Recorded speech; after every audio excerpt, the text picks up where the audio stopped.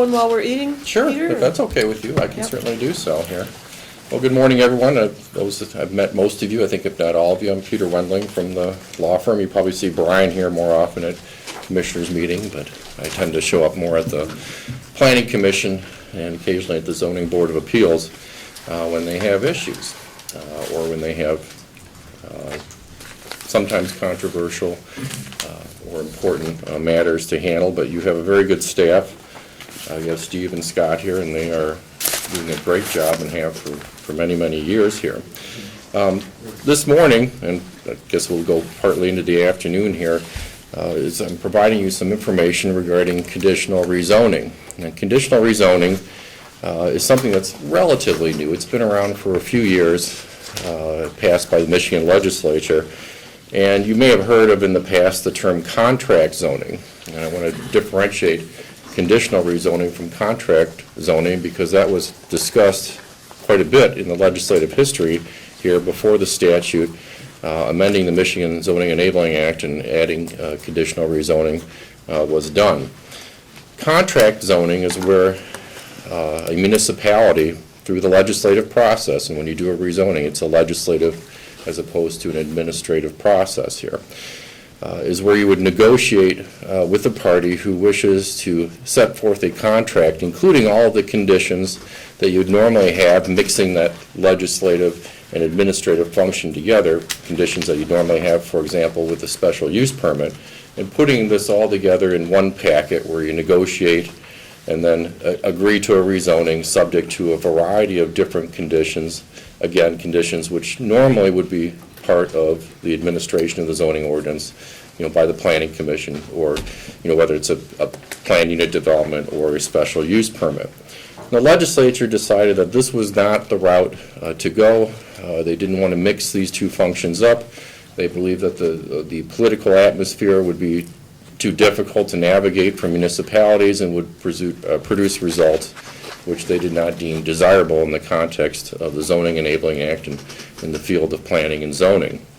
So the statute that they came up with is conditional rezoning. And conditional rezoning is a basic one-way street. An applicant would come forward to the municipality and say, look, this property is zoned currently agricultural. I would prefer to have it rezoned industrial. However, the particular use I have, an industrial, let's say it includes truck dispatch center, small light manufacturing, recreational activities, whether public or private, as an example of the types of uses.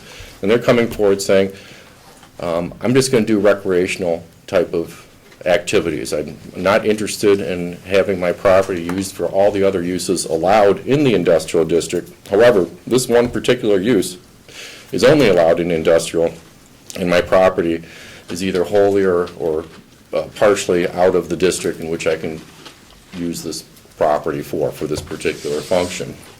And there's no negotiations on the part of either the Planning Commission at that level or at the County Board of Commissioners or Township Board level regarding this proposal. It's a take it or leave it type of thing, and that is basically how the statute's written. It makes it very clear that you can't say, well, why don't you do this with the property, or why don't you change this aspect of your plans, because when they come forward with the conditional rezoning, an applicant invariably is going to give you some details. They're going to give you some details as to what they wish to do with the property besides the raw offer to conditionally rezone the property for a limited use. And it doesn't necessarily have to be one use. They may say, well, we have a couple of features on this property, so we want to have these two uses out of industrial, but we'll give up all the rest. So it doesn't involve just one. It can be a variety of different uses that they're proposing on the rezoning, and then a variety of the excluded uses from that district they wish to have it rezoned to. But the details of it are not really, it's something you can listen to, but it's not a bargaining contract zoning type of situation where you can say, well, if you would only move, this building over here, or if you'd only reduce the parking here, or if only you would have, this many vehicles coming into this for this particular use on any 24-hour period. All of these things cannot be discussed as part of the conditional rezoning because that would be handled later on, presumably, at the zoning level, either if it's a use by right, by administrative staff at planning and zoning, or by staff and the planning commission if it is a special use type of rezoning, for that particular use. So it actually, I think, simplifies the process legislatively, both at the planning commission level as well as at the county board of commissioners level when it comes to making a decision. Otherwise, there really is no difference between a conditional rezoning and a traditional rezoning that would be done either by an applicant saying, I want to have this property wholly rezoned from ag to light industrial, as an example, or other changes that are proposed on the part of the planning commission through your planning staff, where they recommend making tweaks to the ordinance, which is probably the normal process that you're used to seeing. The process is otherwise just the same. There's no difference. Staff would process it the same way and has thus far, and would present you the information, including the various findings. Now, if you look at the packet, besides the statute here toward the back, there's a one-sheet item here called rezoning factors. Peter, can we ask questions as you're Oh, sure, you talking, can or- stop me any old time, Okay. yes. And also, if you want more sandwich chips or anything, this is informal. Okay, no, that's fine, yeah, but get up and eat, ask questions while you're eating, I don't care, it doesn't matter to me, so that's fine. So we're Ask me on, to slow down if you want to as well. But there's a sheet on the back, it says rezoning factors. Now, your ordinance, although it can, does not contain standards for processing a conditional rezoning. why? It can, it doesn't have to. I don't know, I mean, that's something that you can decide, well, maybe, from this experience, we should have this done. Some municipalities have it, others do not. However, conditional rezoning, as a statute, is a creature of statute. So whether you have such standards in your ordinance or don't at this point, it's still something that's allowed under the Act, and therefore it still has to be processed regardless. I have seen situations where townships were formulating standards and factors and said, well, until we get this done, or other municipalities, let's do a brief moratorium, both in the form of a resolution and in an ordinance, of 90 to 120 days, or whatever the case may be, where we're not going to accept and process any conditional rezoning until we decide which factors we like to have in our ordinance. So that's something you certainly can look at in the future and have planning staff formulate and put together in your ordinance. The rezoning factors, though, that we've provided are factors that are drawn from the case law related to rezoning. And these factors would be used whether it's a traditional rezoning or whether it's a conditional rezoning. And the reason is that the factors are the same. The only difference is, when you look at it, is that there's going to be a limited offer of conditional rezoning to a specified use. And when you look at rezoning, the first place you're going to look at, of course, is your master plan. It's particularly your future maps of your master plan, and equally, what is the condition of the land surrounding this property? How has it been developed thus far? Is it moving in the direction of what we have in the master plan? Is this conditional rezoning or traditional rezoning also moving in the direction of what we have in the master plan? The difference in the conditional rezoning is that you may look at my example of a light industrial district and say, well, clearly a truck dispatch center or a light manufacturing plant is not a use that fits in with the surrounding land uses, much less the master plan. But the master plan may not discuss a recreational use or a campsite type of use, which may fit in a little bit better depending on the development of the surrounding property and with the master plan than a traditional rezoning with all those uses otherwise would. So there is that difference there, that you can discount the other uses in that industrial district which are not being proffered and which are being restricted and written out of this rezoning. So it makes a bit of a difference on your analysis that way.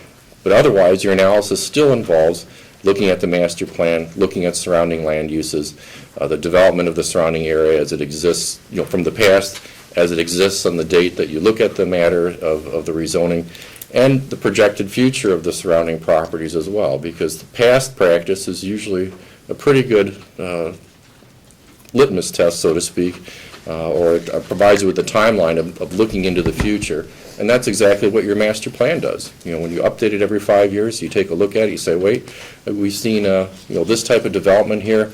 Maybe we should tweak zoning districts, maybe we should make changes. You can look at that, you can give it a fresh view when you have a conditional or a traditional rezoning presented to you, then, in the same way that you would do it every few years. Yes, Pete? How often can a master plan be changed? It's recommend, well, it can be changed at any time, because again, that's part of your, the function of administratively and through staff. But generally, we recommend, I think, the planning, planning generally recommends under planning standards to take a look at it every 5 years and update it. As staff, we're going to be looking at it every year, because we used to do, when the master plan was 10 years old or older, and we were going through the revisions, it was too old to do a work plan from, so we did work plans every year. And from now on, we're going to look at the zoning plan and use that as the annual work plan for the planning commission.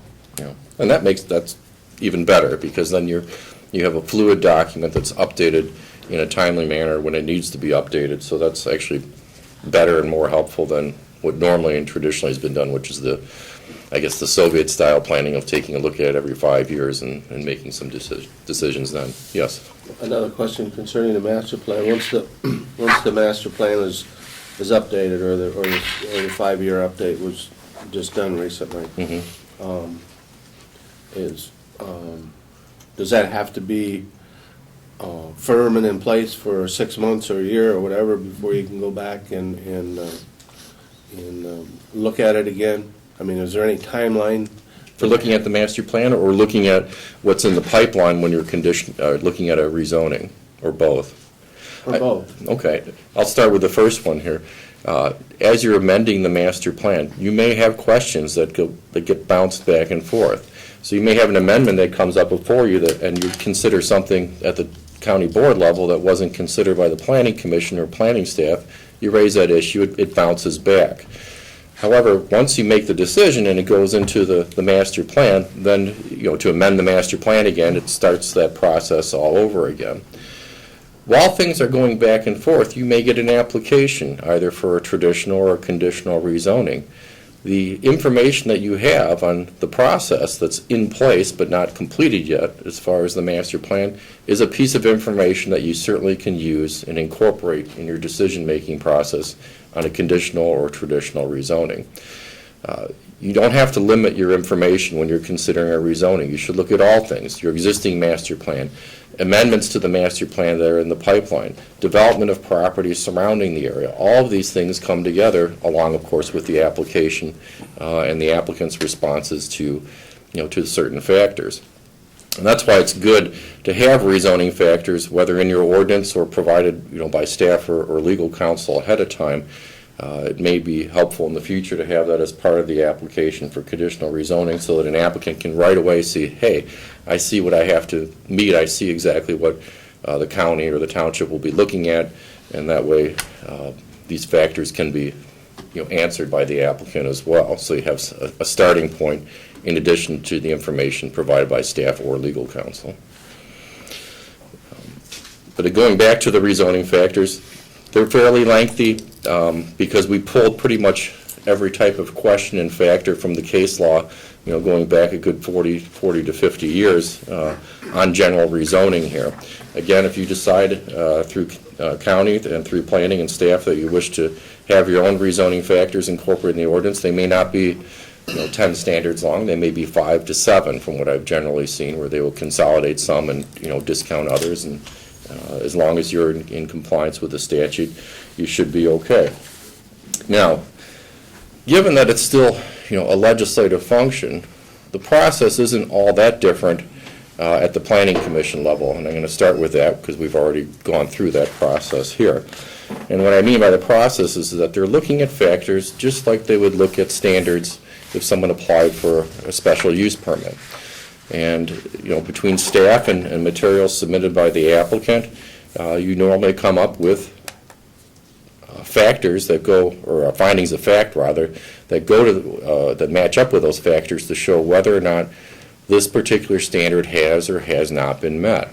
Now, the difference with rezoning as opposed to what you'd see at the ZBA or Planning Commission level is that all of these rezoning factors do not have to necessarily be met in order to grant the conditional or traditional rezoning.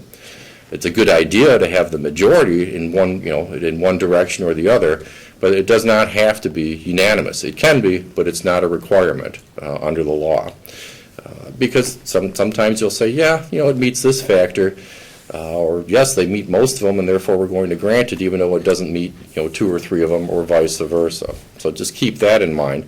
But regardless, it's important that you come up and adopt findings of fact that go with these factors, just as the Planning Commission does, for a PUD special use permit, just as the ZBA does on variance requests, and just as the Planning Commission did on the first round here as far as looking at the rezoning. And often you're going to have findings of fact that are presented to you that show both sides of the coin, but sometimes not. Sometimes you're going to have information out there where you say, well, there's just no information that goes against this particular rezoning factor. Staff can't seem to find it, the board can't find it, Planning Commission can't find it, etc. Or the opposite is true. And a good example of where the opposite is true often involves the more tighter standards for a variance request, for a dimensional variance request at the ZBA level, because those standards are so much tougher and so much more difficult to meet that it often is quite difficult, if not impossible, to come up with factors that support the granting of the variance. So usually they're an all or nothing situation when it comes to a variance, and that's part of the reason why legislatively they're meant to be either all met or not met, or even one factor is not met, the rezoning is not granted, which is not your case here. But at each point of the process here, you will have to make a decision as to whether or not you have findings of fact that support the factors. And I recommend, which I recommend to the Planning Commission, that although you don't have to do a motion every time as you go through it, a good straw poll that's reflected on the record as to whether or not this factor has or has not been met should be placed on the record. And then at the end of the process, you may say, all right, well, we've come together, we've had 7 of the 10 have been met, then it would be consistent to vote to grant the conditional rezoning. And Or could we do a vote? Did the Planning Commission do actual votes on each when they do this?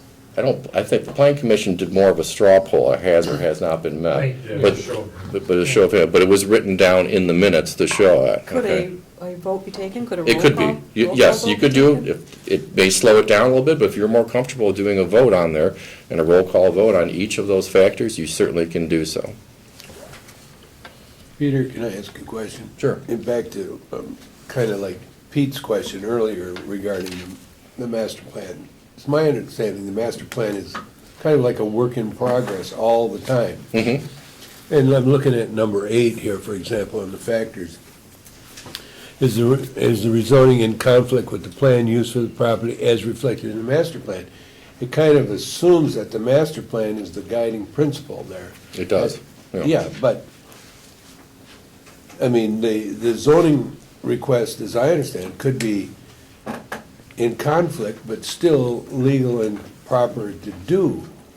And then the master plan in turn would adjust based on our decision. Is that right or wrong? No, that is correct. And that is why on these rezoning factors, it's not an all or nothing proposition. You may decide that the majority of these factors, if not all of them, have been met, including, you're using as a base of your knowledge the surrounding properties, the stages of development, and how things have gone. You're right, a master plan is a fluid document, and sometimes things don't happen as projected in the future land use plan of the master plan.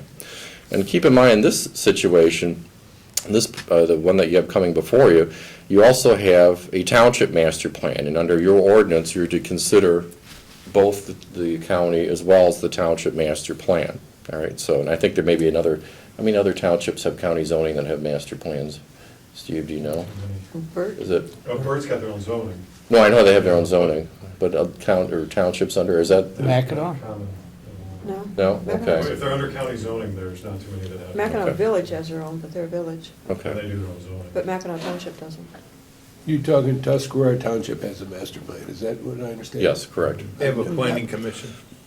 I've never seen it myself, obviously, I'd like to see it if we have to. It's a document. Yep, so that's one of the important documents you probably should take a look at in addition to the county master plan. Yeah, I've got a list of things later that I would like us Mhm. to look at. Yeah, it's an important document for you to review. In addition to the multitude of documents that you've received. Pete, go ahead, you have a question? I was just gonna say, I've in reading, obviously, tons of stuff here. My take on the Tuscarora Township master plan was that it's actually more conducive to allowing this thing to happen down there, more so than what our own master plan is. But anyhow, Pete, that's an issue that's better discussed when you have your deliberations as opposed to the meeting here on the training. So let's, We gotta just Yeah. keep everything real yeah, let's general. keep it all, let's Yeah. keep it neutral here, Yeah. and you can, those are the types of discussions that you're absolutely gonna have, at the deliberative process. So I think this is a good point to kind of tell you where you're at right now, although I think obviously you already know what the planning commission decision is here. You're not obligated to follow the planning commission decision because you have the ultimate legislative authority as the county board of commissioners over your ordinance. And you'll be receiving the draft findings of fact that I had presented and put together with the assistance of Steve and Scott. Rezoning factors with findings that either are for or either would support the factor or don't support the factor. And your review is basically a de novo, a new review. It doesn't mean that you discount the record created by the planning commission. Certainly you've gotten some advice given the results and the minutes and the findings made by the planning commission, and you should have that side by side along with the draft of rezoning factors that I had done prior to, and that were presented to the planning commission and to the county board here prior to the meeting. Because your decision is still independent, and there's a variety of things, not a great variety, but a variety of things that you could make a decision on. One of them is to follow the recommendation of the planning commission, because you've decided independently that based upon the rezoning factors and the evidence that's been made part of the record before you, supports the decision of the planning commission. You could remand the matter back to the planning commission saying, we're not so sure about some of the decisions you made with the majority of these rezoning factors and would like you to reconsider them. If you do that, you should be pretty specific about what you're asking the planning commission to do so they have guidance as to what they need to produce in order for it to come back to you and make a final decision. Or you could reject the reasoning on the part of the planning commission and make an independent decision to approve a conditional rezoning or a traditional rezoning as presented. It's the old, the buck stops here, and when it comes to a legislative act, then the buck certainly does stop at the County Board of Commissioners in making that final decision, just in the same manner as if it was presented to you from your planning staff independently and from the Planning Commission. Peter, would that be in the format of going through those individual factors as they did and vote on them, and then looking to see where the votes came in as far as? That's right. Your majority? discussion would include both, the factors that are presented on there, both in favor and against, to the extent that they exist, as well as the record created by the Planning Commission. So you'll have a little bit more in the way of material. You'll have the advantage of having the Planning Commission record to assist you in your final decision. But your role is, you don't have to adopt exactly what the Planning Commission does, but you may find that what they decided is satisfactory, and you can, but it's not a requirement.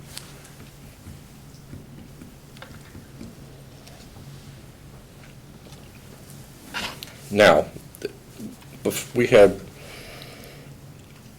actually, did it end up being one public hearing, really, once we got to the Opera House? There were attempts to have a public hearing I forgot which township that was, the one out of 64, Inverness, was it?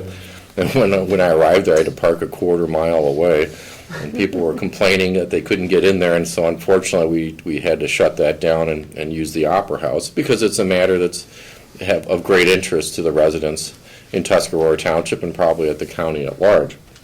But once we were at the Opera House, it was a very orderly and well-run, one of the better mass gatherings of members of the public that I've seen. Everybody was civil, everything was organized, the chair was very organized in making sure that everybody had their comments, but more importantly, there was plenty of time for both the applicant as well as members of the public and any other citizens groups and their legal counsel to submit the volumes of materials which you have before you in making this decision. So one benefit you have is that there's no flowing record anymore that requires you to wait out and generally do 2 meetings. It's possible for you to make your decision, if everyone's prepared, at a single meeting without having to come back. We'll have all of the information already presented. That's right. Plus any new information presented. No, the record's closed. Record's closed. The record's Okay. closed, okay? The only thing that could occur is that if someone, under the statute, writes a letter and does it in writing and requests an additional public hearing in writing, as an interested party, then you would have to have an additional public hearing. And my understanding is that that has not occurred. So Could we, you could, on your own volition, have a public hearing again. could we listen to a public comment only? Well, every meeting has to have public comment, okay? So But it wouldn't be, would it be still part of the record? I mean, we would listen. if you do that, then I recommend that if that's your choice, is to have a public hearing, prior to going into deliberations. If you want to have additional public input on this, then, that would schedule a hearing. That may push you into 2 meetings, not a horrible thing. I mean, it doesn't make that much of a difference, as long as you can do it relatively fast so that the applicant, gets a decision made in a timely manner. But, if you have another public hearing, it'd probably be less in the way of comment, but I still think it would be pretty substantial as far as people, coming in and presenting not materials, but presenting comments there. Staff would in turn say, look, we've already, we have all these materials, so as far as written materials, that record should be closed. But if you're going to have a public hearing, you as a board can make that decision and certainly do it. What would be the difference between a public comment session that was lengthy versus a public hearing? It's more organized if you have a public hearing, if the goal is to take public comment on the application, whereas then the regular public comment normally would be for, first of all, for matters other than agenda items. And so I think if it's desirable on the part of the commissioners to take additional public comment on this application, I think you should do it as a public hearing. It's more organized that way. And Steve, what are your thoughts on that? Yeah, I think as far as timing goes, obviously, we have an applicant that's coming from California, but Yeah. that's part of Well, the situation. that would be my concern, is that I know with public hearing, or with public comment, and, a lot of times we have public comment on items that are on the agenda. It's been our practice. So I would imagine that there could be considerable public comment. You're correct. That would definitely be, that might be the only thing on the agenda also, so. That's correct, but if, it may be a little less than what occurred at the public hearing at the planning commission level, but I would expect at least then 2 hours, even with restrictions. That was what I was maybe anticipating, but No. if we had public comment that we knew was going to be a lengthy period of time, that it's going to possibly be the only thing on the agenda, so therefore the public comment we could allow it to be had, or would we have a public comment, again, because the applicant's coming from a distance. I mean, I'm sure that people don't want to have meeting after meeting after meeting. If we could have public comment, could we have a public hearing prior to the meeting? You could, just like basically with the planning commission, you could have a public hearing and then. I mean, the same day, but earlier. Yes, yeah, or you could have them in a row with a recess in between. So where you close the public hearing, recess the meeting for, a short period of time, and then come back in and do deliberations. Depends on your timeline.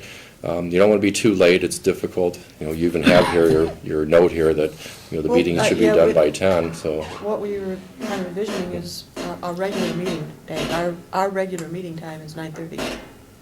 Okay, And if it is on a regular, consistent meeting day, consistent meeting time, because the planning commission is that period, but Sure. we're 9:30 to whenever. mm-hmm. We could conceivably do that. Yeah, because then you'd have the amount of time to accomplish both, on the same day. That's correct. We still would have a time frame to cut when we have to. Sure. Yep. Yeah, that would work. So that's your choice, on that, but and we don't like to provide, we provide legal advice, we're not on the, Okay. And when we're on getting the kind of off politics here. side, but if you think that a public hearing is, if you're going to have a lot of public comment, I think you're correct to have it in the Okay, so format we're of a not- public hearing. We're not making a decision today, what we're looking at is options, so that could be an Correct, option. yes, Okay. that would be an option, because I don't think that you have availability even for the Opera House until when, Steve? Is it looking like June? June. Okay, June at this point for everybody. okay. Very limited time, Yeah, very so, limited. so you have another, or at least 2 more meetings of the Board of Commissioners to make that decision. Yeah, yeah, today is just options, what can we do, how could we? do? Correct, yeah, and you certainly can, and if you have that, a high volume of public comment, and you do have a high volume of public interest here, I recommend then simply posting it as a public hearing, and then closing it, and then going into deliberations on those factors. So a different public hearing held, and I've always often wondered this about rezoning. If they chose to have a public hearing at this level, does it change the official public record at that point, or are materials then submitted? It would just be what's It's- heard at the meeting during that time period. It's what's heard at the meeting during that time period, would be an additional part of the record. And of course, the applicant would be given an opportunity to comment as well. And even after the public hearing is closed, just like at the planning commission level, just like a special use permit or other type of a matter, you may have questions, of the applicant or the applicant's representative, and you should feel free to ask those questions. Just don't ask questions that turn it into a contract type of zoning situation. The questions don't involve whether a parking lot should be moved, whether this should be done or that should be done on the property, because ultimately, if the conditional rezoning is granted, then it's going to run through the planning commission level, likely from this application as a special use permit, and all those items would be addressed during that process by the planning commission. So again, remember that it's a take it or leave it, type of proposition.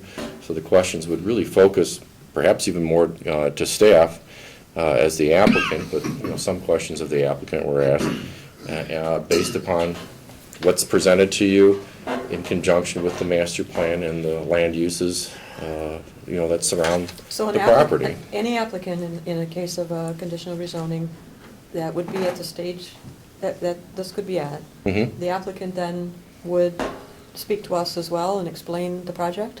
Yes, I mean, it's a Does it good have idea, to- would just that like have to? staff does a quick presentation, then the applicant would have, an opportunity to add to that presentation, then you go into public hearing at that point, and take that, and then once that's closed, then you go into deliberations based upon the rezoning factors. Yes, Pete? Pete, question. Back to the planning commission's determinations from the March 19th meeting. I know one thing that you had said before is that the applicant, there were certain things that he didn't have to supply everything as far as information was concerned relative to certain aspects of what's going to go on there. But then I see, and of course, that's in the thing that we're looking at here too, number 9 here, and of course, it's number 9 on the planning commission too, was, the planning commission finds that the applicant had not provided sufficient detail related to parking facilities, camping facilities, the amount of sanitation that was going to be provided, etc. And of course, with that information not being there, that obviously that swayed the planning commission to vote 9-0 on this particular factor against the deal here. So obviously, those are concerns. Is there any way that we can the applicant answer those kind of things Yes, for because us? the applicant will be there, and those will be, if the applicant has something to say about that there, although it's no longer a written record, the applicant can certainly make a comment on these rezoning factors before you. Or would that be rather served by the site planning SUP? It's still a factor here as far as the rezoning, and the applicant's aware of it, and I've provided these rezoning factors well ahead of time to the applicant, and to the extent that, the applicant can answer those questions before the County Board of Commissioners, and they'll have an opportunity to do so, yes. So that question can be asked. Correct, yeah. Because you're not looking at it in a vacuum. I mean, you have all of your paper record, but you also have the record of the Planning Commission, and that may entice questions or induce questions based upon that record. And the applicant, should be available and has the right to answer those questions based on the rezoning factors themselves. I think from an applicant standpoint, it's a really tough choice, because they have to decide, when it's part of the conditional rezoning, their answers are set in stone, that's the condition of that rezoning, they don't get the rezoning without that. So if it's something that they'd rather discuss or have be part of a discussion during a special use permit process, where it's not set in stone, they still may meet that, but they may want that to be something that is discussed in more detail. at a special The use reason for permit. my question. And this is why, again, here, they don't have to meet every rezoning factor here. If a majority are met, you could vote to allow for the conditional rezoning or vice versa. I don't recommend having a record where most of the factors were not met and then you vote to approve the rezoning. That's going to be pretty tough to support at the appellate level. But because you have so many factors to choose from and it's not an all or nothing type of situation, But I'm So con- in your I'm opinion, it's a confused- majority that. majority, Yeah, yes. majority. I'm Yes. confused about that last question, because you said that, Pete added, could that question be asked? Yes. Because it's related to the rezoning Yes. factors. And then I'm hearing John unclear on that site plan or special use permit, we wouldn't be asking that, but I'm hearing we can ask that. And I'm hearing that he may not want to answer it because it is going to special use permit, the applicant, but would it not be in the best interest to ask it and answer it? I mean, to say, because I've seen that in, I think that for a clarification is that producing a much more detailed type of plan, which you would do once you apply for a special use permit for a project, for a large project, costs a lot of money, as you can imagine. And most applicants don't wish to put that much investment in there if they're not even sure the property is going to be conditionally rezoned. Regardless, though, there should be some general information that's sufficient to meet, or to answer the questions in these rezoning factors. And you can certainly ask the applicant the questions pertaining to the rezoning factors and get an answer from them, even if they don't have the minutia of detail that they normally would provide when they submit a site plan for a special use permit. So it's need the it's plan, just an answer, correct. overall answer. That's right. How would you handle this? Okay, good. And wouldn't you suspect that he would be able to answer that? Like, number 9, he should be able to give us a satisfactory answer, and we have to decide whether his answer is Correct. satisfactory. Yes. Yeah, you'd have to decide whether it's satisfactory, and I'm not going to speculate whether the applicant or their representatives are going to produce a satisfactory answer. That's going to be up to you to decide whether it is or not, so. But It's their burden to do It it. would behoove them to present a satisfactory answer, But yeah. because Big time. Well, I think they don't know what the health department is going to require. well, yeah, of course they know. Yeah. They know Well, what they have you an have to- idea. what they're gonna have to do to. Okay, we're getting into specifics.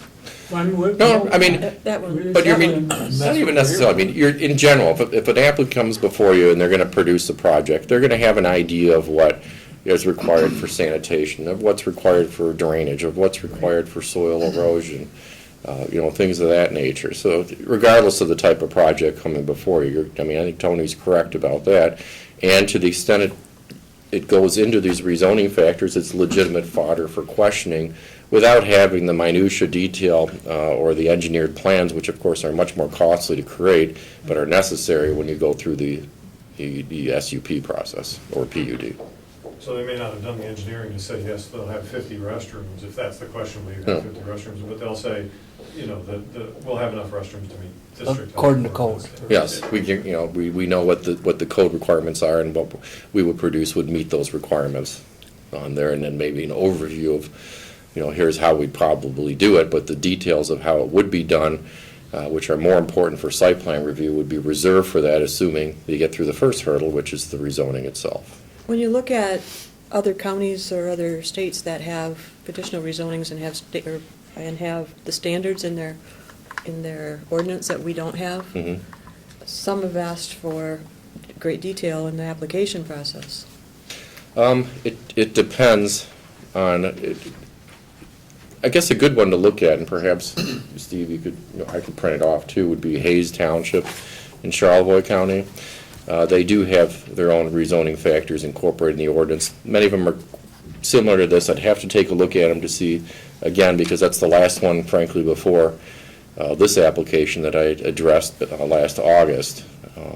And that went fairly well, if I recall from them. But yes, as long as it meets, statutory requirements, then if they want a little bit more detail, you can certainly do so. So that's the flexibility you have. What we've done is we've tried to pull, the most standards based upon the case law, so you have at least a working document, and that the applicant has a working document to go forward with.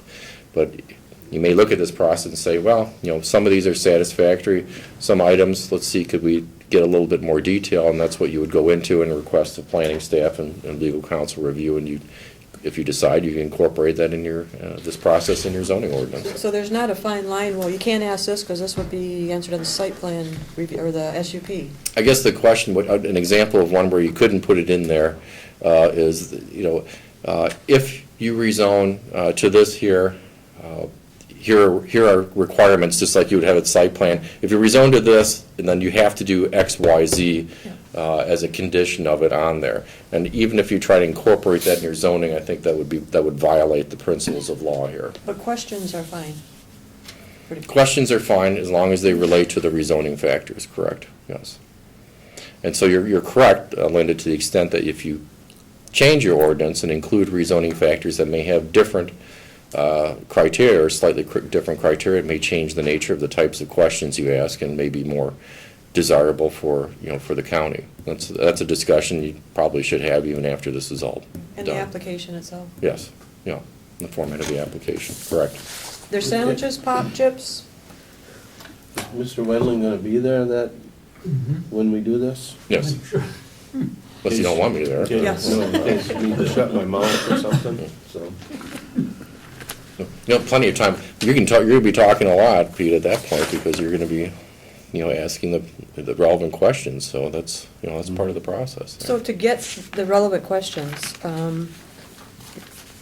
Tony's the liaison to the planning commission, so he's got most everything. Mm-hmm. And It's a big record. Yes. It's going to take you time to pick through it. And then when you pick through it, you're looking at, well, what did the planning commission pick out Yes. and utilize? because your factors have exhibits Multiple attached ones. to them. Yes. And multiple ones for each of those factors, including the factors which the planning commission did not utilize but could have. So it takes time to pick through that. Well, and that's a concern I have right now, is that I would like staff to make sure that all members have everything to date. I don't want to get it, I wouldn't want to get all the information we need maybe 3 days before the hearing coming up or the meeting coming up. And I believe there's a lot of different things that we need, and I think I prefer some of them in paper rather than on the iPad because it's really hard to read. Okay. So Yeah, how well, fast would that be your office that would get all the Yeah. information? So if I told you, or you could tell me what you're going to give, and if I could make suggestions as well, Sure. as soon as possible to start getting the stuff to board members. Yep. And is there any other board member that wants paper besides me? No, I'm You're fine with the content iPad? with the iPad. Gal, you want I- paper? Yeah. I already got it all. You got it all? Paper. Paper. Sue, you're fine on the iPad, I'm sure. Yeah, that's fine. Okay. So I see 4 papers. Okay. And tapes of the meeting, the hearing and the meeting? They were destroyed after the minutes were approved, so we don't have any more recordings of Okay. What was destroyed? that. The recordings of the meeting Yeah, after yeah. the minutes were Oh, approved. just, are- okay. Policy the to actual- That's a erase the policy, meeting. that's a, Mhm. Yeah, okay. And that's not as important, just getting all of the, because that's just format, how they Mhm. operated and listening to people, but as long as we get everything submitted. So we will get everything that's been submitted since then, too? Mhm. Okay. And memos and, I'd also like Brian's prior zoning training document distributed again, and staff reports and exhibits, maps, the supplement to the application, the minutes, excerpts from the master plan, the land use plan, Tuscarora master plan, Tuscarora's land use plan, the zoning ordinance. Mhm. Just making sure we've got, I think there's well over 550 yes. pages or 670. No, just that, no, that's what, in the record. okay. That's That's just because a- of adding the minutes and, yeah, no, Yeah. so. That's just the records, but there's also, we don't need, full, we have the full master plan, but any excerpts that are pertinent would be, brought out. Pulled out, yeah, from pulled out would be- Tuscarora and so forth. That makes sense. You And want us to highlight Tuscarora's section, not the whole? not the whole thing, just the Yeah, okay. sections pertinent, and then anything pertinent out of the zoning ordinance. So we've got something to start looking at about as soon as possible. Mhm. I may give, if it's all right with you, I'll give you the whole Tuscarora digitally. Yeah, and then just tell so us you where have to it, look. And then we'll try to, yeah, And the same with the master plan, too. yeah. Because we have it, it's online, but I know I'm having a heck of a time, and I've got a lot of it in paper, but I'm sorting. So we need everything to, I think we need to, in any case like this, And we just, just need to have time to really Sure. go through it all. and, going into, making sure we're towing the line as far as the Open Meetings Act, there's nothing wrong with individual board members asking questions of staff as far as gathering information needed to prepare for your meeting. But not with the, But there's not gonna be, no round robin emails, we don't wanna have any problems like they had at the Northwestern Michigan College yeah, recently, if you've read the Record Eagle. So if you have questions individually, then you direct it to staff as part of your preparation. yeah, all questions staff and not individual meetings with people for and against. That's correct, yes. That all has to go through staff. And is it possible for Board of Commissioner members to visit a site? As long as they don't kick you off of it, I mean, you're not could we- trespassing. Could we arrange for staff individually? Because we can't all go at once either. Would it be Well, I possible? see the applicant's attorney and representative is here. Maybe, Neil, if you could answer that question for him? We had given permission to the people on the planning commission to visit the site, so everyone on the board is certainly welcome. Oh, okay. And there are some gates up, so it would be better if it was arranged with Yes. Mr. Hall's staff. Okay, and so we would go through Steve to go through Mr. Hall's staff? I think we provided a phone name and phone He's in number Hawaii for now. you before. Yeah. Okay, and then Steve through Mr. Hall's staff would be the route. That's fine. Is it possible to get an aerial photograph with some, I think that's part of the staff report that you'll get, but Yeah. we'll okay, make sure. does it have any dimensions or a scale on it? I believe there is one There's a that, drawing that does, Yeah. that was provided by the applicant, I believe, but Okay. we can get a larger aerial photo, too, a large format in color that might be a little easier to you see. can pull that off Google Earth. It'd or be nice something to like get one that. before and after, the improvements to the site. You know, that was another question I had, is like at the meeting, especially if we were to do any comment or public hearing before it, but getting into, when we're deliberating, we're going through findings of fact, and I don't know how many we would need, but is it possible to put those up on screens so that people know what it's frustrating at a planning commission meeting when the planning commission members are going yes, no, A, B, and no one knows what they're talking about. Is it possible that we could screen? We did that with Big Bear Adventures. We had some wording that we wanted to be very specific. So I had a keyboard and the wording got typed in on the screen as people were saying it, so we were all clear as to what it was. Could we do screen of the findings so Yeah, that they've got a people, big screen. so that people know Mhm. what we're Yeah, discussing? yeah, At the Opera House they do? yeah. It's a very large screen. We had it. And you did it for Big Bear? And at the Opera House, we had the large screen that worked up, and we got a remote keyboard, we can type it. If there's new wording to be added, we can type that on the screen if you want everybody to see. I know it's really frustrating for people in the audience to really not know Oh, yeah. what's happening. Yeah, the findings are very confusing. I've heard that from audience They're confusing for us. members. Yeah. Well, it's just because At it's the moment. it's not a common, is this the first time you had a conditional rezoning come through county? Yeah. Yes. Yeah, so that's, The planning New commission animal. deals with Yeah. routinely with going through findings of fact, and Mhm. routinely they go through them like it's nothing. Mhm. This is new to us, and we want to make sure that we do it Sure. correctly and that people know what we're looking at. Mhm. I have a question. In looking at a couple of these, they're subjective. And it's going to be totally based on the individual's belief system. Others, a little bit more, concrete, we're trying to come up with a decision. To what extent, we have to look at the legal issues, the zoning ordinances Mhm. themselves and guidelines.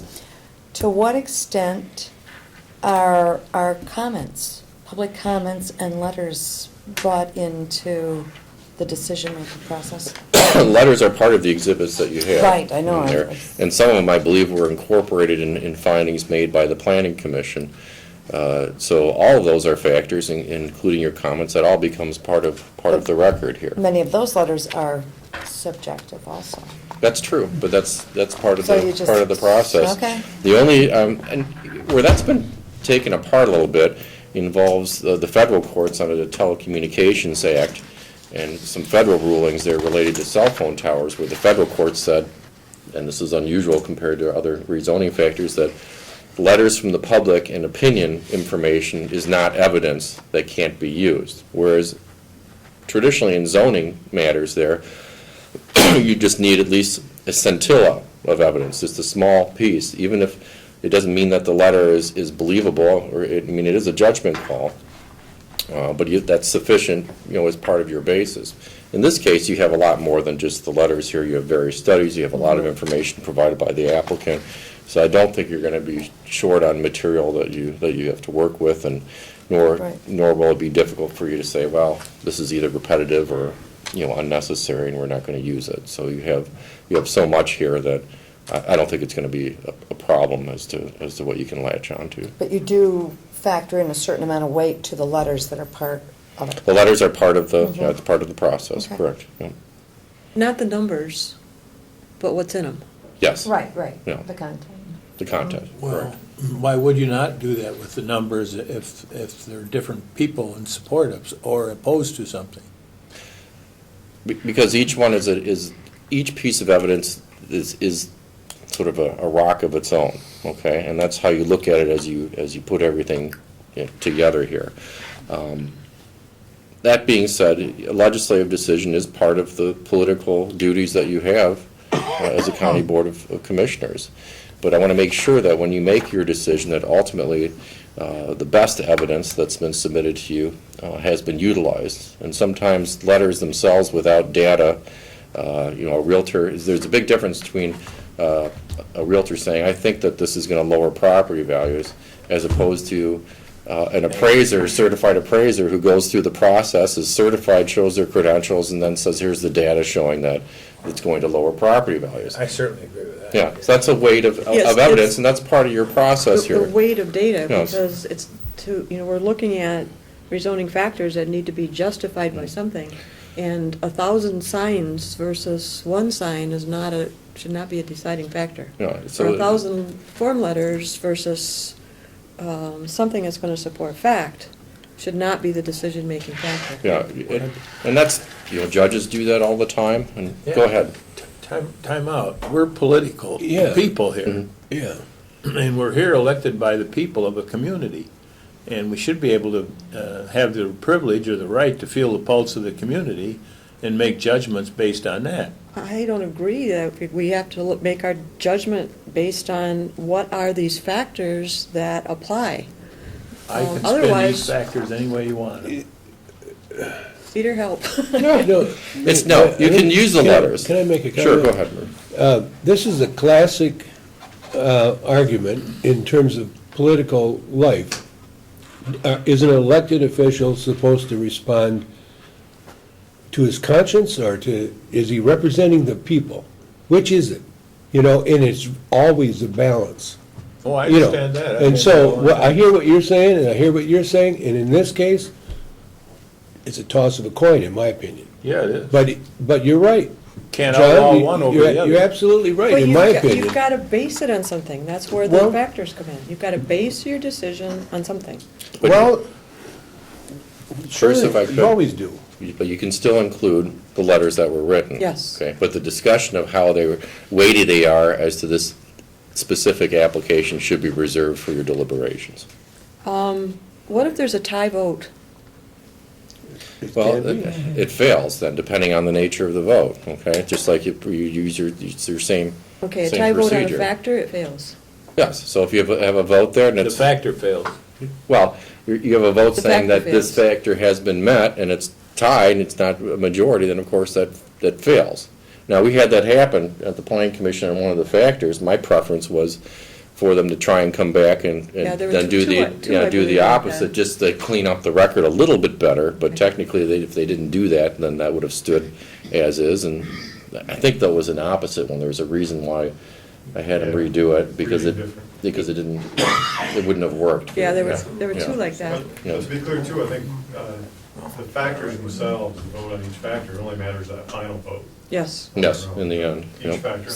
If a commissioner has to abstain, how is that handled? Does the Well, board you have to? mean because there's a conflict based upon a pecuniary interest in the Yes. project, that should be done ahead of time. So, Okay. I So mean, that it's- could even be addressed at your next meeting, if anybody has a conflict of interest that they know They would and declare it, are and the aware of, board I would would- declare it well ahead of time, and of course, you do the usual at the beginning of the meeting, but, you know, part of preparation is making sure those items are taken care of, so that And your is that a meeting goes vote? fast. A board vote then? Or is it just a declaration? It's not a board vote as to whether, if you have someone that clearly you have evidence they have a pecuniary interest in the outcome of what's going on here, you can highly recommend that they recuse themselves. And I'm trying to think at the top of my head, I don't think that you can force them to leave the board for that. Ultimately, will it taint the decision of the board? Maybe, maybe not. And their vote may not be what's called outcome determinative. So what if someone says, I have a legitimate reason to abstain, I can't be part of this? Does our board have to vote to accept that, or No, is it you just let a them, given? you let them recuse themselves from this matter, and they leave the area. So if that's done ahead of time, before the meeting, then would that person not even attend this meeting? They can attend, but I don't recommend that they sit up with the Board of Commissioners, so that I don't want to have an accusation that even though they're not voting, their influence the board and their total votes. My preference is that they leave the commissioner's chair and then sit out in the audience with everybody else. So if that were to happen and there are 6, and then the vote is a majority of the seated board? Correct. Okay. So we would need a majority Still gonna vote, be On, four. oh, I see what you're saying. majority On the- vote of a seated board, or the majority of On the those rezoning, I think voting? you'd still need a majority of the board on the rezoning, if I So we recall, would yes. need I'll 4? double check that, but I It'll be still. four either way. You'd still need it, yeah. Yeah, it would still be 4 either way in that situation, correct. Okay. Could you explain that pecuniary interest? That they have, if if it gets approved, they're gonna make money off of it, would be an Oh. example of a pecuniary interest in it. I see. Yeah. Well, there's a profit basis Yeah, to there's a their profit decision. basis, or there could be a very personal basis to it, that, this happens to be my Uncle Bob who's producing this, and I like Uncle Bob, and I'll generally support Uncle Bob and what he's doing. That's another reason that you might want to recuse yourself Okay. on it. If you just can't overcome, the personal relationship, then don't vote on it.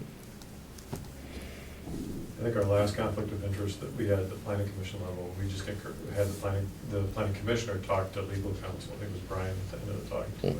Got a recommendation from legal counsel as to Mhm. whether or not that was. Yeah, some things are not, and because you really have to have a good reason to have a conflict of interest, because your duty is to vote. Your duty is to attend the meetings. So just because you want to get out of a tough vote, and you think, well, maybe there's a conflict here, and I don't think this would happen with this board anyhow. I've never seen anything like that. I have seen it at some township levels, frankly.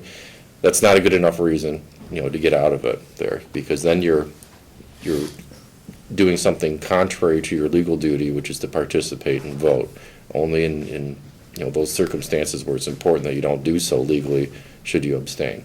So it has to be something more than that's my distant second cousin, so who I haven't met and talked to for 10 years, that's not going to count as a conflict of interest. So, Peter, it could happen that the conditional zoning could be voted through, correct. and then it goes for a special use permit? Yes, at that point, it would go for a special use permit. Would there be some legal wrangling by the opposition? I don't know. Would it be, what would happen if the SUP weren't approved? Dead then? Then it's the same process, except subject to an appeal under the Michigan court rules. Okay. Then it would go back up through the circuit court process there. If there are other legal claims, sometimes they're attached to the appeal, such as procedural due process violation or substantive due process. I've seen those counts. Whether they're meritorious is questionable. I mean, if you make a good record, cases are won or lost at the court when it comes to zoning or special use permits or dimensional variance requests, etc. They're won and lost at the county or at the planning commission ZBA level based upon the record you create, the fairness in which the process was done. And if that was a fair process with a good record, the municipality is almost always going to prevail. Peter, can a conditional rezoning request be granted for a specific period of time only?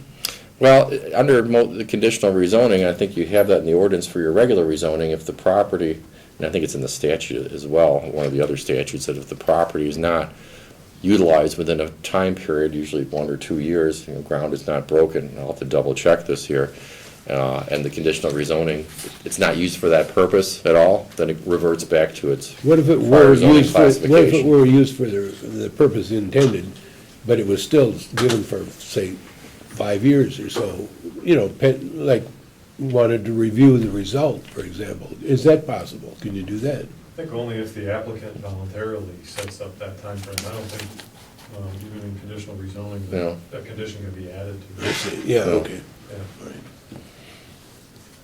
Yeah. Procedural question, I guess. A bunch of what ifs here. What if the conditional rezoning is approved? What steps, if any, can the surrounding neighbors that didn't want this thing there, what can they do? I mean, are there potential cause, I think I've mentioned this before to the board, it just takes a bad attitude and $150 to file a lawsuit, okay? So, are there some potential claims that they could come up with on the process? Yes. Would they be successful? Not if you have your decision based upon, a good set of findings of That's where fact. the That's findings why of you're fact doing come this into place. process here, yes. Then your chance of being successful on your decision is there. But is it possible for a judge to say, I just don't see it, at somewhere in the appellate line, saying, and therefore we're going to block it? Yeah, that's always there. I mean, I wish the law were like, chemistry, where you put in the same ingredients to make aspirin. If it's in the same proportion and the same ingredients, it's always going to produce aspirin. But that's not the case with human beings in the law. And that's Brian's training that we've had numerous times, again, no matter what it is, whether it be this case or many other issues we have at the county level. It's why you base your decisions, whether it's for or against or on solid basis. And that's where the findings of fact, or that's where the factors come in.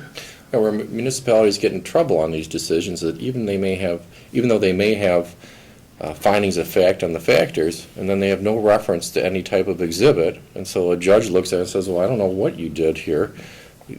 At the very least, they're going to remand it and make you do it again, and that's something you don't want to go through either. And that's happened before, many times. That's with a total subjective vote. Mhm. Or there was a tainted procedure, all right, either by someone who shouldn't have been sitting on the board, who impacted the outcome as well as the results there. That would be another reason for a judge to reverse a decision made by either the county board, PC, or ZBA. That happened in Norwood Township many years ago. At a time period we weren't representing them. Just to put that caveat on there. But they had a township supervisor who owned property upon which he wanted to start up an old burrow pit for gravel, limestone. And of course, he, after, under the Township Zoning Act, the township supervisor appoints, subject to board ratification, members of the Planning Commission. And so he reappointed all the members of the Planning Commission and filed an application for a special use permit, and they all voted for it, and it was appealed by the surrounding property owners saying, wait a minute, he was the township supervisor, he influenced the whole process because he, even though it was approved by these board members, approved the appointments of these PC members, and therefore they shouldn't have been able to vote on his stuff because they would have, they were subject to his, to his appointment, and the judge said, yeah, that's no good, got to reverse it. either transfer the property to a separate, company or whatever the case was. What happened was that the supervisor then resigned and went forward again with an application, but it was the same planning commission members, and the judge even said, I don't care if you resigned, you were still the person that appointed those members there, and therefore I see, the conflict of interest. No. That was never appealed to the Court of Appeals. I always wondered what the outcome would be. But there's an example, at least locally in the area, where where that type of decision can be stepped on pretty quick by a judge.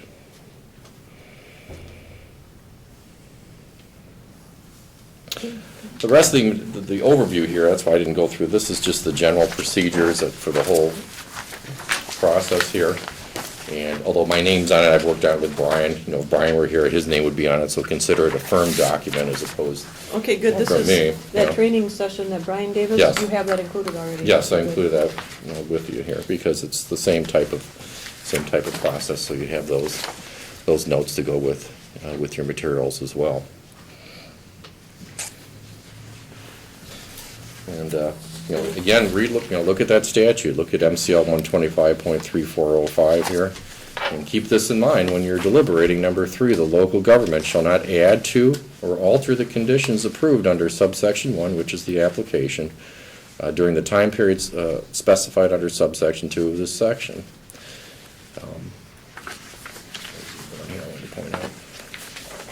And number 5, a local unit of government shall not require a landowner to offer conditions as a requirement for rezoning.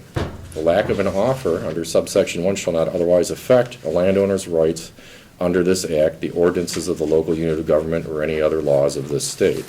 So it really, really curtails your ability to say, why don't you move the parking lot here, why don't you do this? Because that's the hardest thing to really stay away from when you start asking questions there, because it's logical to go in that direction when you see something in front of you. And so you have to do your best to try and avoid it, or and stick with the questions on the rezoning factors. And and some things are just going to be general, and that's the way it is. So you're really going to rely on your ordinance, on the surrounding property, and on the master plan. I mean, that's going to be the focal point of your analysis. Peter, quick question: what if all the properties in that area running up and down the US 27 corridor were all changed to commercial? Well, some are actually. I think it's, about 600 feet west on either side of it is Yeah. commercially zoned. 600 back from the center line. Yeah, from the center line. So, and this is, it is contiguous, and I think he owns part of his property is within that 600-foot strip there. Big chunk. So, it's the history of the property, the type of use being proposed. I mean, that all comes into play here. I don't know whether that would, There's a certain section of property that has to be changed that's right. concerning the rezoning here. Yes, because it's not adequate, from my recollection, for the, the size that's already commercial would not be sufficient to, for the use that's being proposed. And the maps will help when you get those, especially the maps with the radius proximity to properties. There's a lot of detail in the exhibits that will answer a lot of questions. Oh, yeah, there is. There's a lot of information to go through. Yeah, and Scott and Steve will help you, with your questions before you get to the meeting. So please feel free to utilize them as much as possible to get those questions answered, because they know this probably even better than I do. I think they've really done a very good job of putting this stuff together, including some property research information, which I think Scott did, which was very helpful. A lot of reading to do over Memorial Weekend, from now till June. So you don't have a solid date, though, yet, do you, Steve, as far as the Opera House availability? I have some alternative dates where both the applicant and Opera House were available. Okay, 5th, 9th, and 10th of June. all right, So far, we could work on doing okay. Yeah, and the most likely was the June 10th, is that the regular meeting date? that. That's this board's regular meeting date, yeah, at 9:30, we've got penciled in at the Opera House for that, so. Yeah, we wanted to stay as consistent to our meeting Mhm. versus the planning commission, because this is our history. of when we meet or what time we meet, plus again, And I don't disagree with that, but you're probably gonna get some complaining, I suspect, from the public on Be that. complaining no matter what. on you one do. Well, hand, that's yeah, true. on one hand maybe, but on the other hand too, if we're looking at wanting to hear public comment, Mhm. we would be very, very limited if we had the meeting at 7:30, which is a planning commission time, not our time. Mhm. Because we definitely could take some time to be able to hear a presentation by the applicant and not be so crunched into that, well, okay, we're done at 10:30, or no, Yeah. is it 10 o'clock, I think is the rule. Yeah, because, and there's a good reason for it, is after 10 o'clock at night, you're just not thinking, you know, in the way that you thought at 10 o'clock in the morning, so. You're tired? I shut down earlier than that, actually. Do I hear, Yeah, should be, yeah. do I hear discussion think that you're thinking of doing this at night? No, Oh, okay, good. no. My that was- bedtime's 10. So the conflict of interest, the possible conflict should be resolved before this meeting at the opera? I would think so, yes. Okay, You know, so, you have all the information you need as okay, so, board of commissioner members to know whether you have a conflict at this yeah, point. so we should resolve it like at our next meeting? Yes, Okay. that'd be fine. I don't see any reason why if somebody feels they have a conflict, they can't mention it right now. Good point. Yeah, we can do it right now, yeah, we're still. I have the conflict, You do, really? which has been discussed with Brian already. Oh, has it? Okay, Yeah. I'm not aware of it, but, Since the deal's already been finalized, is there still a conflict? what do you mean it is? Well- But we're adjacent property owner. Yeah, Jason Yes. property, We'll but, provide that attorney opinion. Yeah, I haven't, you know. Okay. Yeah, I was Brian doesn't wondering, tell me everything, you know. Oh, okay. when I ask. He tells us everything. Well, You like the suspense, eh? yeah, that's right, so I'll ask him about that, so that's fine. Probably, Peter, as it gets closer to that date, we have a little bit of time. If we have more questions, and you might do a real quick refresher to us sometime between now and, Sure. Yeah, and, you know, just again, run that through Scott and Steve, and if there's something that I need to focus on, you know, that I'll get out. I'd rather, if we, to the extent I can, not do attorney-client privilege stuff. I want to be as open. I think you Yeah. need to be as open as possible. You know, and have, you know, everybody have access to whatever the main information. concern that I have is that the planning commission, it's routine to go through the factors and the findings of fact Mhm. and the votes, and, you know, we're doing this, we're, you know, voting this way because of A, B, and this board is not that familiar, so we want to make sure that we are following the proper procedures, that we are Mhm. open, and that people know what we're doing and why. Okay. Well, I mean, that would be helpful, I mean, if you have the factors up on a screen behind you while it's also in front of you, that certainly is good disclosure for everybody to work with, so And that getting makes the sense. information, getting the minutes, getting everything ahead of time, so board members are familiar with what they are. That's and critical, you know, that's how they work. critical.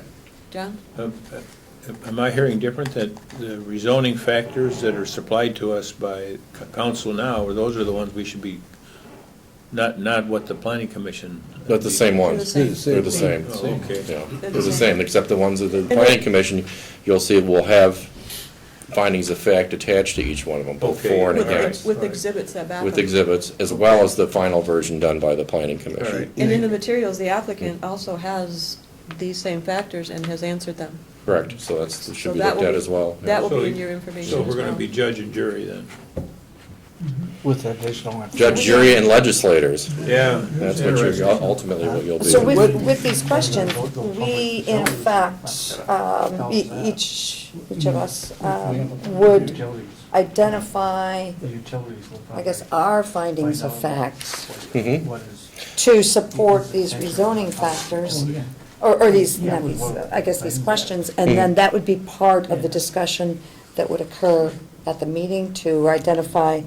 Correct. Like, he might have findings of fact different from Cal's. Yeah, what'll happen, and this happens again at the, you know, at a PUD process or a special use permit, is that board members may say, well, here's staff or attorney presented, you know, findings here, and I don't, you know, agree with this one here, I don't think it's relevant, let's strike this one, you know, I agree with these two, or I'd like to delete this sentence and add a sentence here, you know, based upon my reading of this exhibit.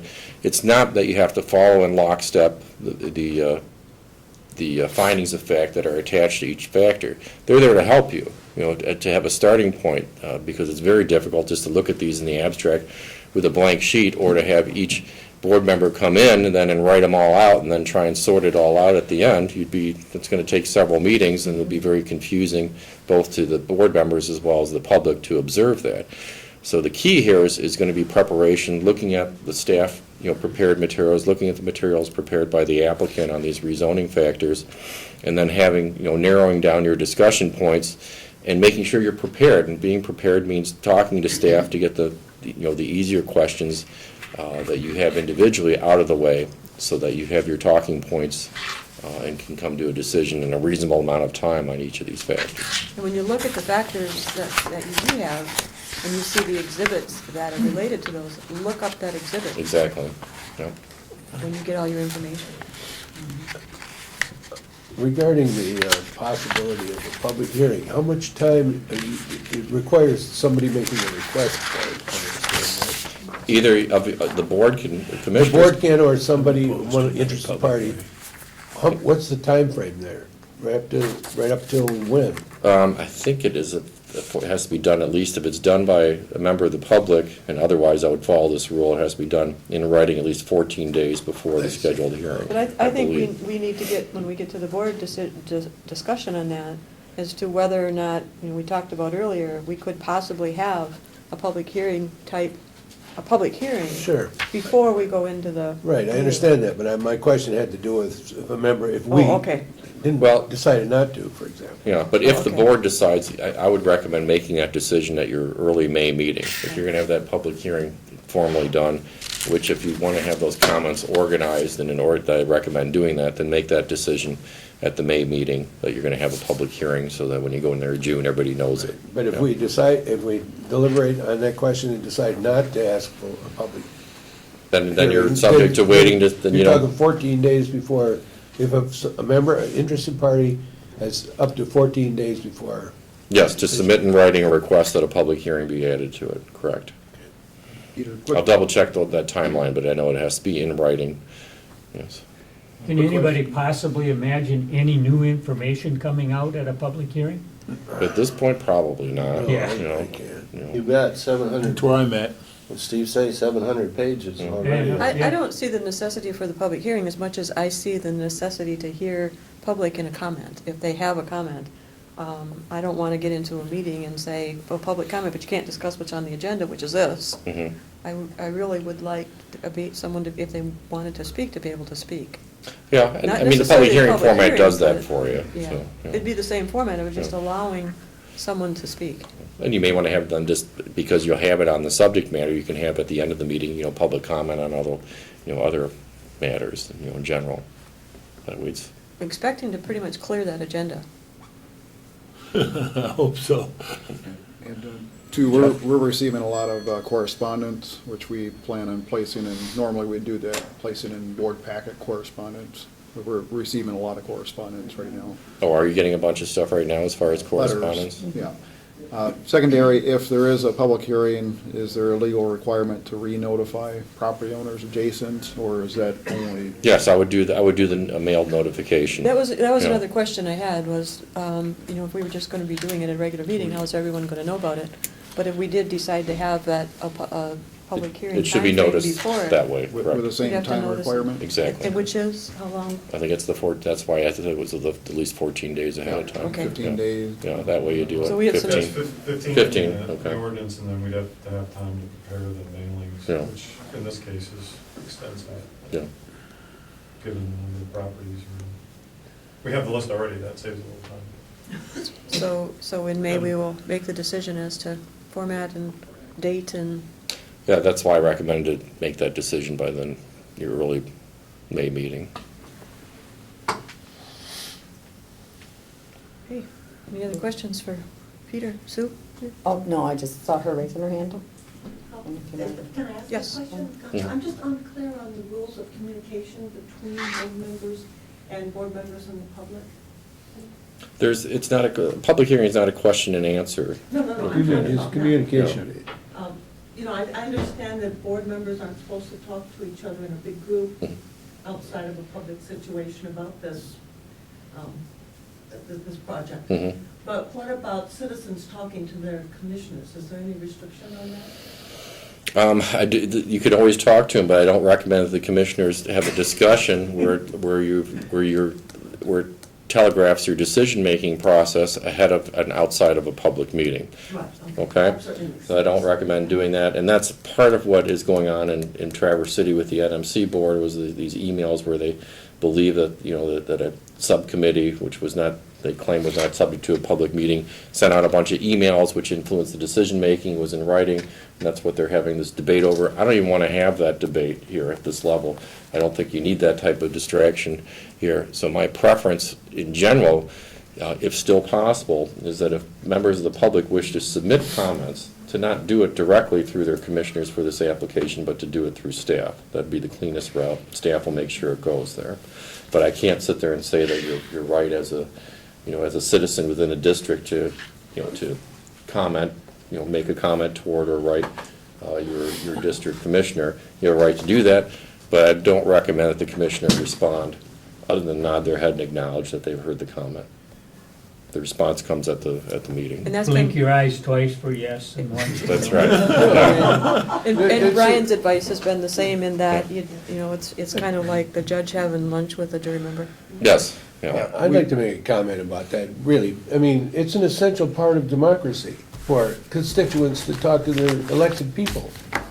So I see absolutely no problem with that. I mean, the problem we have is communicating with each other outside of a meeting.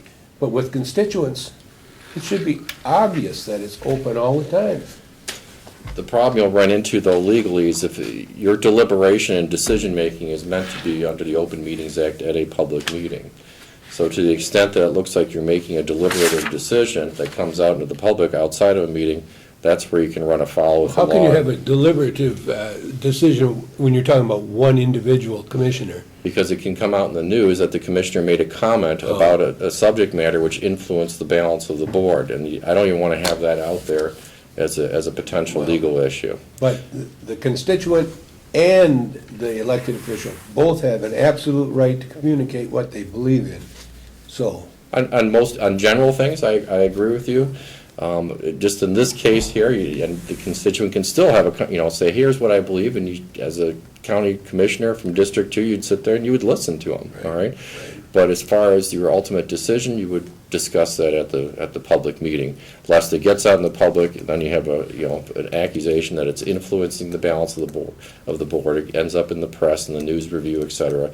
And that's where you run into problems. And I just don't want you guys to have any problems. I want it to be as smooth as possible.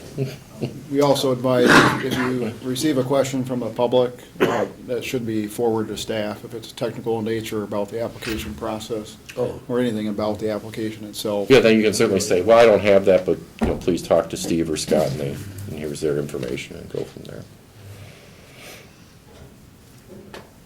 Okay. Any other training? Thank you, Peter, appreciate your time. Yeah, you're welcome. And, Get lunch to go, we have lunch. I may do that, Still yeah. have lunch to go. Yeah. We were too busy listening You and can eat learning and and drive, you eat. can't text and drive. No, I'll eat first, and then I'll drive. Okay, motion is in order. Make motion adjourn. Support. All in favor? We have a motion by Commissioner Metelsky, a second by Commissioner Allen to adjourn this meeting to the call of the chair. All those in favor? Any opposed? Motion carried, meeting adjourned. Thank you those who had patience all day. This was not a real regular format for us today, but it worked out well. There's more. More coming.